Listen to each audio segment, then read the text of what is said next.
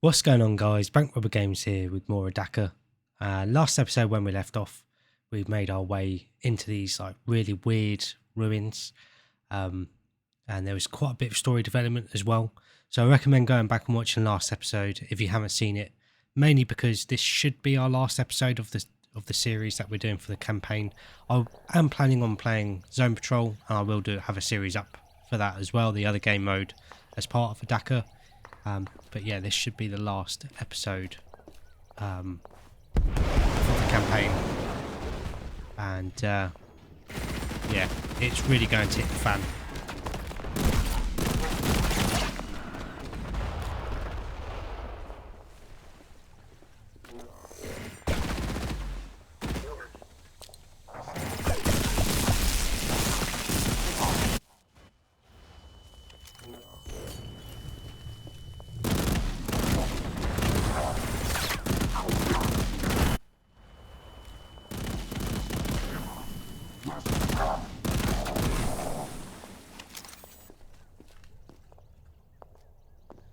So in this tent we have a body armor vest along with an ammo vest, which we're definitely going to want to pick up. There is also the tactical battle rifle, which, although is basically one of the first main weapons you get in the game, it is much more powerful. Ammo is a bit of an issue with it though. It burns it through it really quick. There was also a shield upgrade, like battery, I guess, there as well.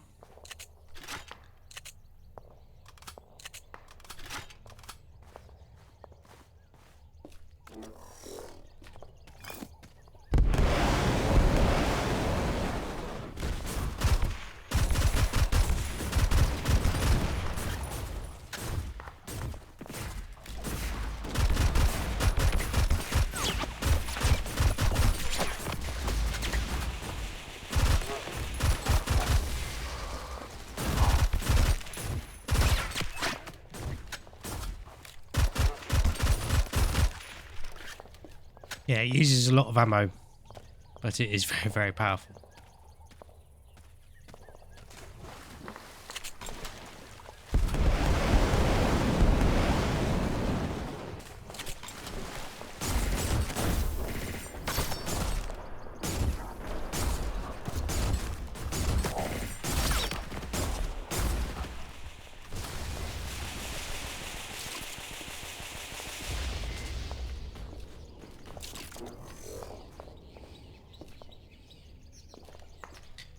You also want to go into this room here. There's another flak rifle here if you want to use that, but mainly because there's a really cool double-barreled shotgun weapon.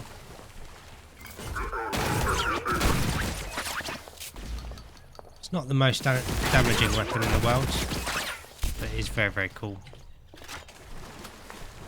Take these two lights out very quickly.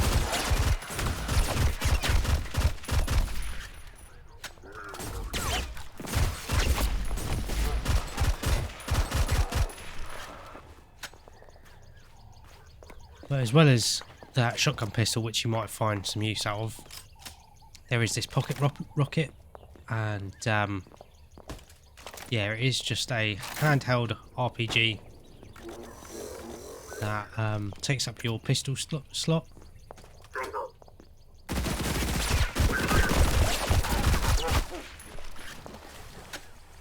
And I wouldn't necessarily worry too much about using it against enemy personnel. But we'll definitely find use for it in a second.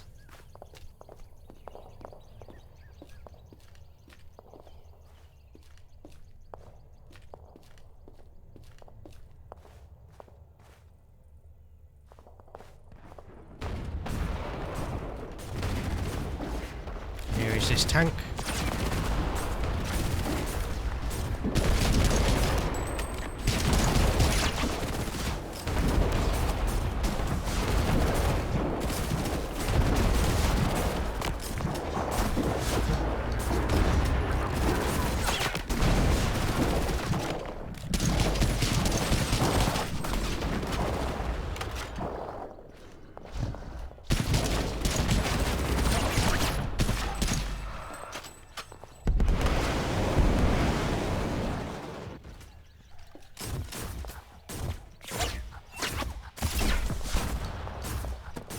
See, the RPG doesn't actually do the most amount of damage against enemies anyway.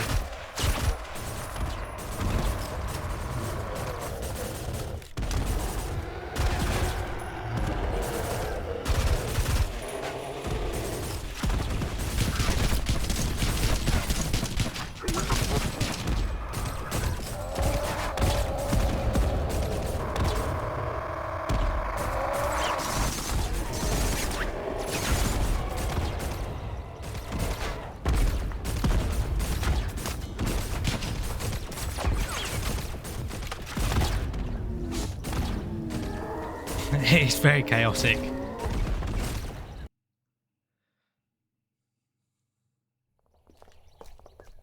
The checkpointing is a bit brutal as well. I'm going to meet you back up by where the tank is, just because it can take a little while to get up there.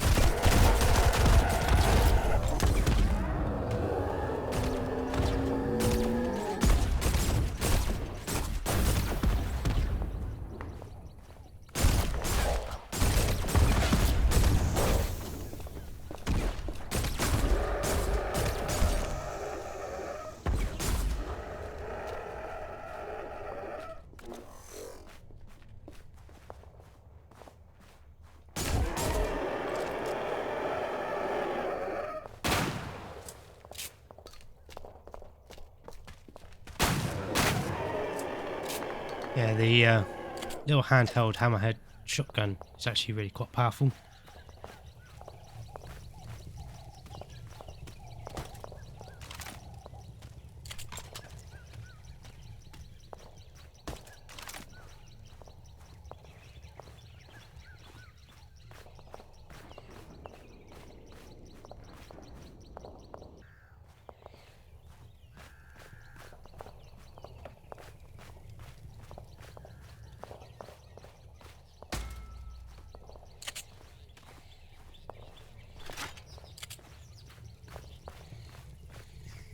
I was hoping to get something a little bit different than the fusion cannon.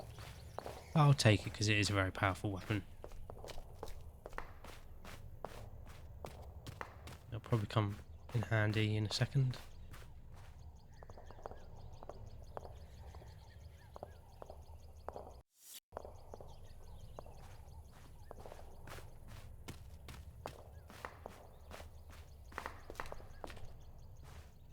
Definitely need some health and shields though.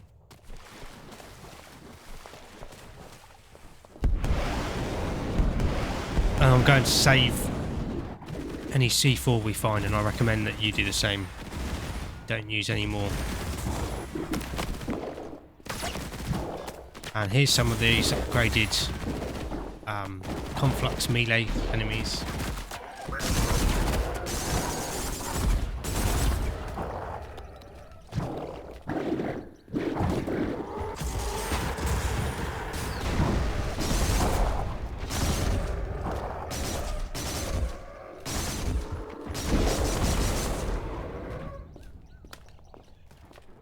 Thankfully the enemies in the area have pretty good weapons, so they can get some of their health down.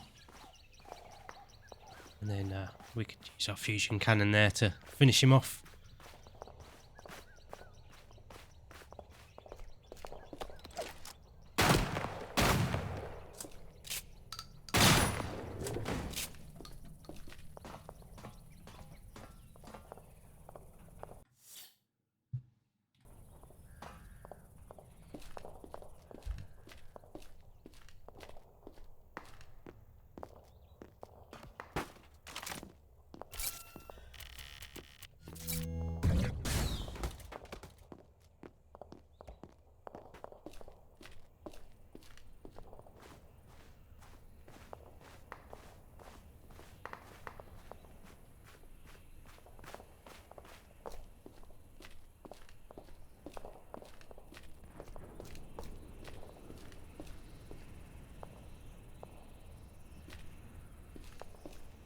This ending bit of the game reminds me very much of the ending of Borderlands 1. Well, near the end where you start getting into the Iridian ruins.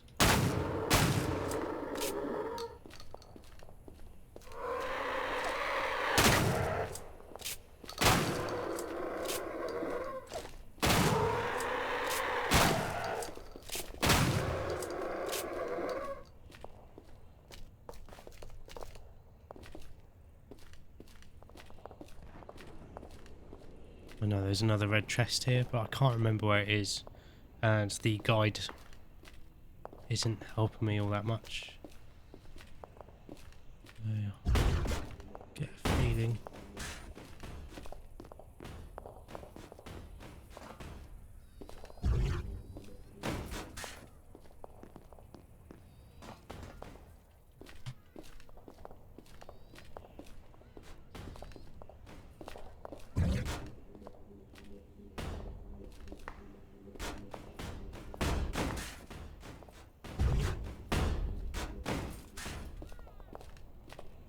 Don't know if there's something else we can use rather than the barrel.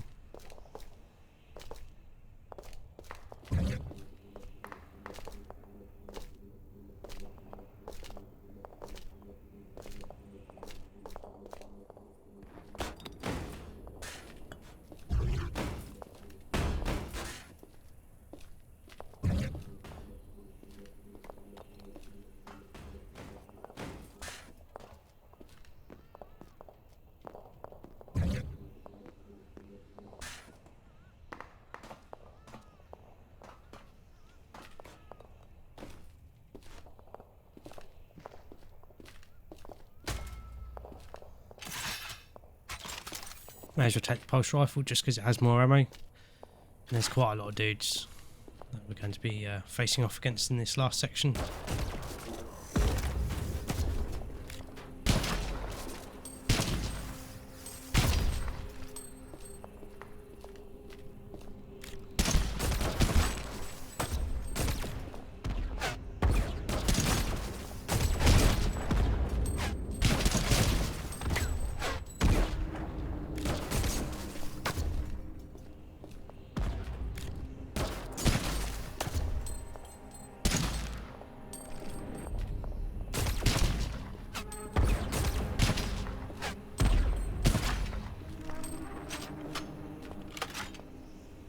Pretty sure that is all the enemies that we need to worry about at the moment.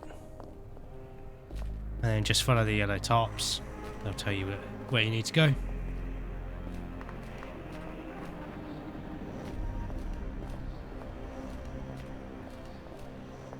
And yeah, I thought there was some more C4 down the bottom here. I really hope there is, because we might struggle without it.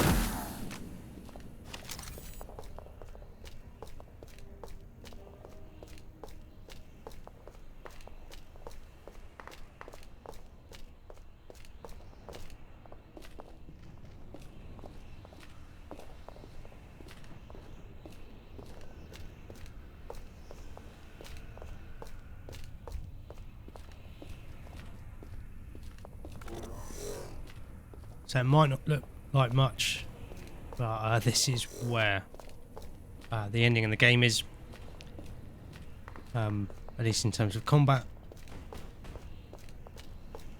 And we've got a very, very difficult fight on our hands. And it's the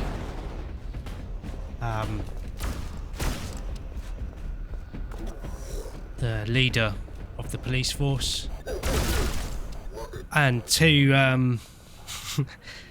of his sort of security, I guess. They're very, very tough. You don't get locked into the fight, so when you get taken out,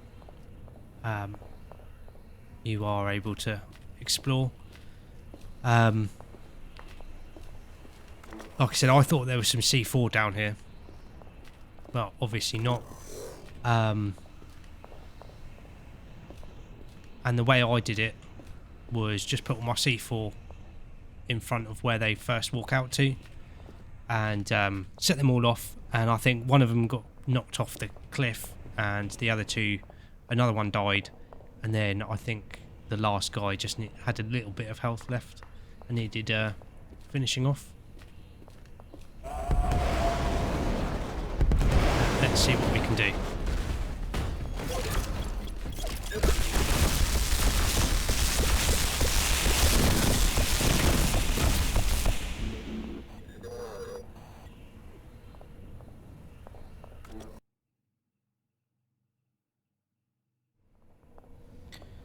Obviously going to take us a few attempts here, so I'm just going to skip to whatever attempt is our successful one.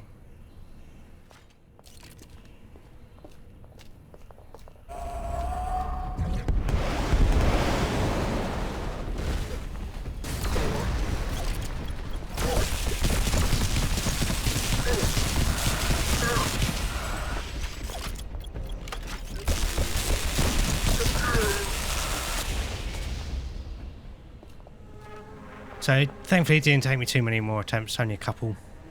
But the main reason why they're so difficult is this, the laser magnum. Yeah, it's an incredibly powerful weapon. As you can see, it even with full shields, it'll just take you out in an instant. And yeah, just a combination there of the electric grenades and the flak cannon or flak rifle, finished them off relatively easily there. That was actually quite a clean finish, I'm happy with that. And yeah, it was literally 2 more attempts than the last one you would have seen. Nuclear missile here, another one here. They don't really come into it though. But there is this door here with a keypad. But thankfully the key code is just here.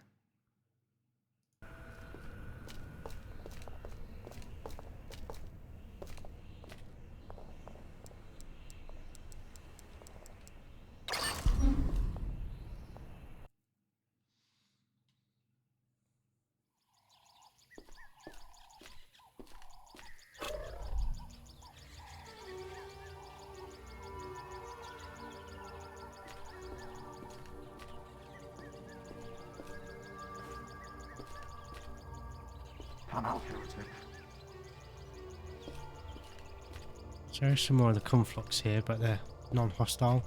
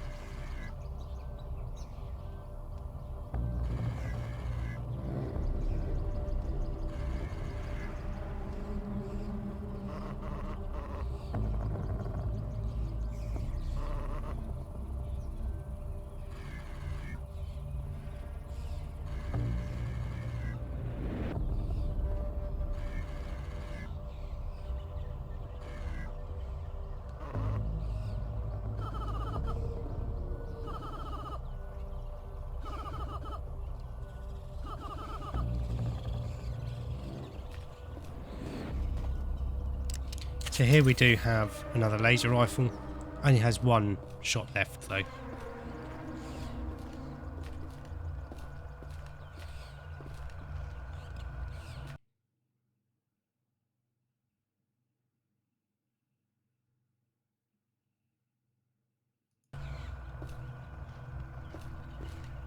And yeah, obvious signs that people were trying to study this gate before we ever got here.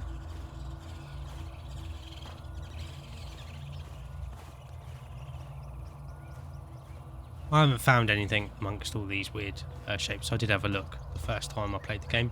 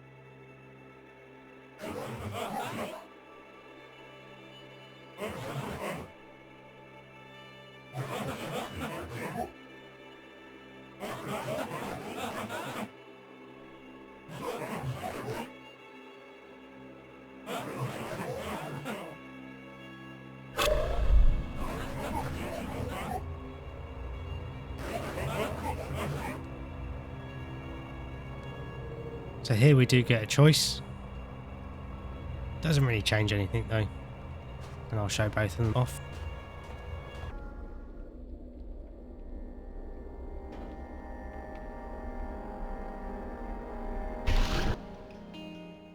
So we can go through the gate and join this mysterious character. I think before doing anything else, I am going to show off the other choice we can make.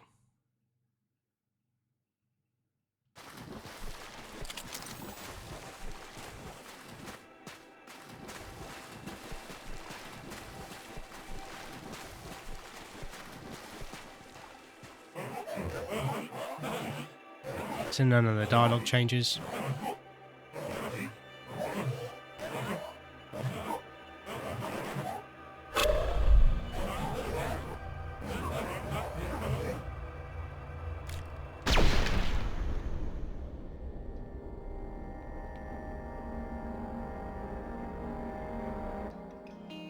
And that's the other ending. Obviously potentially setting up for a sequel, I don't know. I hope so, because it's a really fantastic game. I'm going to let the credits play for this one because I quite like the music. Yeah, it is. They're not very long because there weren't that many people that worked on the game at all. But overall, I think it's a really fantastic game considering how many people were involved in making it. It's really, really an incredible achievement. I think it's really awesome the way the game references and pays homage to a lot of other games, but I think it's done really, really well where it isn't just directly copied from other games and they do their own thing with it. Even the gameplay itself, in that it's very similar to Half-Life in a lot of ways, obviously with the gravity gun arm, but it does its own thing with it and is very, very fun in its own right, can stand on its own 2 feet.